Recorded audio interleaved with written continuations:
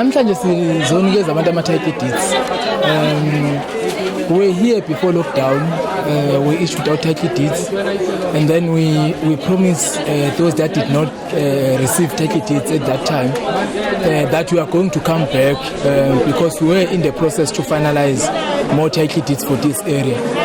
So we had managed to do that. We had these title deeds before the end of 30th of June, but because of COVID, we had to work under very restricted regulations. We had to adhere to health protocol. Then we decided to protect both our residents and our employees from this pandemic. We waited until the regulations allowed us to go out and issue title deeds. So we have 700 title deeds that are ready to be issued for this development alone.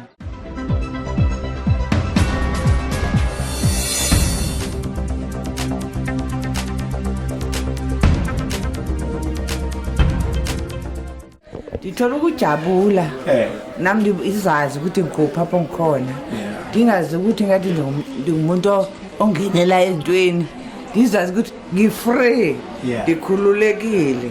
So namhlanje ujabulile yonke into manje ihamba kahle. We had employed HDA as our implementing agent. I did have engagements with the COO of HDA.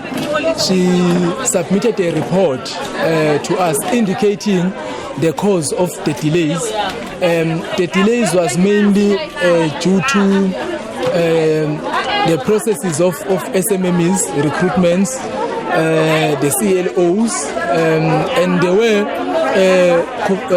contractual disputes with one of the contractors that was appointed because they were saying our TRAs are too expensive. But we said we are not here to make profit. We are here to help our citizens. We are here to fight this pandemic called COVID-19. And we are here to make sure that we decongest our highly dense populated informal settlements. So we had requested them to move with speed, and we are going to conduct oversight visit in all those areas that we had sought-turning ceremonies to check on the progress and to assist where we will be required to assist, maybe also provide interventions where it's necessary.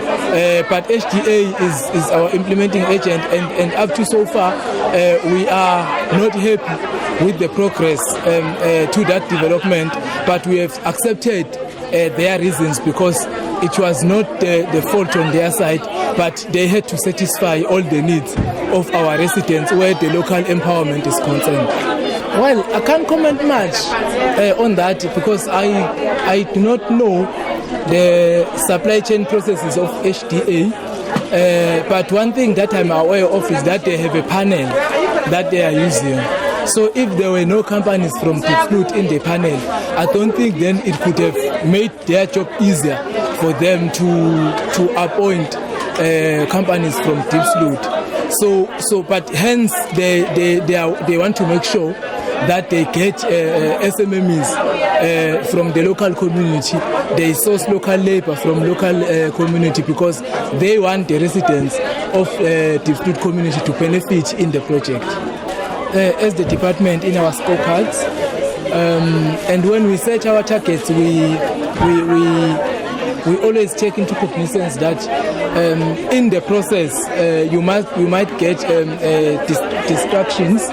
The process might be disrupted by unforeseen events. So we had set ourselves a target of 3,800 for this financial year alone. But I know we're going to exceed that because already we've got 2,000 at our disposal, and yet we are not even half of the financial year. But as I've indicated earlier, we start the process once the allocation has been completed, and we move in speed because we understand that once we've allocated, people must get ownership. So I cannot give myself a time frame now, but all I can say is that we were here before lockdown, we are here now, and we are definitely going to come. because we make sure that once we've got title deeds in the office, we go out and give it to beneficiaries. We don't keep them at our office. And we have requested those that are responsible for the registration of title deed to move with speed, not to waste any time, so that they make sure that title deeds are ready for issuing, are ready for beneficiary to collect them, even at our offices. We don't wait for such these events. We also call them into our offices to come and collect title deed, and they've been doing that. And I can tell you, even now, there are people in our offices, in our regional offices, who are collecting title deed.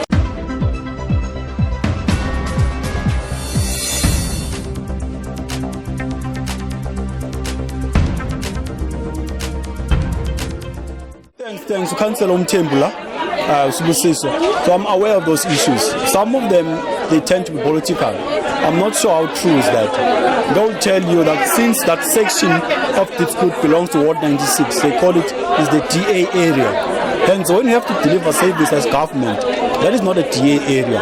As a government, we have to service everyone in the community. So the issue of proof of residence, as we all know, is housing competencies. It's not a ward council.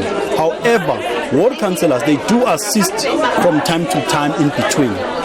The danger with a proof of residence coming from a ward councillor is that I don't have the database that housing has to say, yes, this resident indeed lives in this area, we can issue a proof of residence. Housing have got a database. I don't have that database. For me, I must rely on your honesty to say, indeed, I live in that area, and then I can give a proof of residence. As ward council, we do give them out, but we know the risk that comes with it. So the issue of offices, remember, it's not the ward council who decide where the office should be. So the Region A, myself and other colleagues of mine, with an exception of Councillor Kate and Councillor Abraham, who are based here, our offices are in Midrand, the Region A offices. So hence for me, I've never been in that office because it's difficult to really to render service in Midrand. Where I live in Fourways. But this is my ward. But I cannot go to in Midrand the office to render service. Who's going to come to me? So hence I come to the people. The alternative is to give to the community leadership. But however, as I've mentioned, it's very risky. People, they go and open accounts, they take loans in the banks. I've been called several times. Lucky because councillors were insured by the city. People, they say, but councillor, this person got a proof from you. He says he lives in Extension 12. I don't know for a fact that you live in Extension 12 because I rely on you. But housing, they can tell you on the database who says in house number so and so, this is the person who lives there. I'm aware of that issue. The ESCOM, that's why I was saying to ED of housing about that issue, that the timing is bad. I'm aware of that thing. But remember, Peli ESCOM, they don't promote, no one promotes illegal connection. I think that is wrong. Hence, you find our government in this state that is in particular ESCOM, and they don't have money to support their infrastructure because we are stealing electricity and we don't pay for it. And I fully agree with you. The problem that we are having Extension 12 and 13, remember, that area is not formalized. Formalization doesn't necessarily mean that you must have places like this. Once the area is formalized, which means the area, it must be in a government land. They tick that box. Yes, they are in a government land. There must be streets. It's difficult to say in Extension 12 that there are streets. There must be no development in the next 2 to 3 years. Then ESCOM, they can electrify that area. But because Extension 12 and 13, they are there temporarily, you cannot electrify that place. Now we are busy with relocating about 1,300 people from that area into this area. There are flats that are finished here, they are completed. One of those people, the Extension 13, those who are living on the road reserves. So that was a council resolution in 1996 or 97 we are implementing today. All of those people in road reserve must come here. It's one of those criteria. Some of them, they're living under ESCOM servitude in 12 and 13. All of those people, they must move here. That is one thing. Up until 12 and 13 is formalized. Remember the issue of 12 and 13, why we are there temporarily? Because they're next to the smelling zone, the Joburg water waste treatment plant. So from a health perspective, the distance between the plant and the community health-wise, you can't put people there. Then apparently there's a process that it says, if you live next to that area, next to the smelling zone, before you move in there, you must take some declaration to say, should I get sick? I'm not going to sue the government. But the question I've asked to Joburg Water, they said to me, I said, why in Riverside View? If you look at those RDP flats, they're also very close now to the waste treatment plant. They said because of that process, we spoke about that, you must go through that process and agree as a resident that should I get sick, I'm not going to sue the government. So up until 12 and 13, it's formalized. And formalization doesn't mean that must be houses. It's formalized like in our informal settlement. You can put that. So up until then, you can't.